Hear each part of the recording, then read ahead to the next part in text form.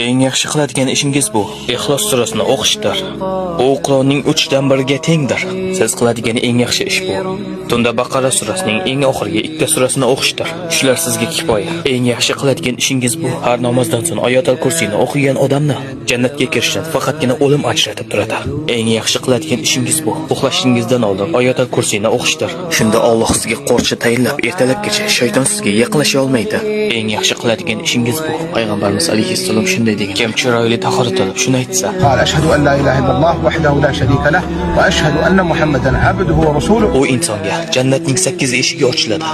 Eng yaxshi qiladigan ishingiz bu kim subhanallohu va bihamdihi so'zni 100 marta aytsa, uning gunohlari daryoning ko'pi kechalik bo'lsa ham kechiriladi. Eng yaxshi qiladigan ishingiz bu Payg'ambarimiz alayhissalom aytganlar: kim biron kishining savobiga sherik bo'lsa, xuddi shu ishni qilgandek savob oladi. Boshqalarga yaxshilik ulashing. Allohga qasamki, bir kishining siz tufayli hidoyatga qaytishi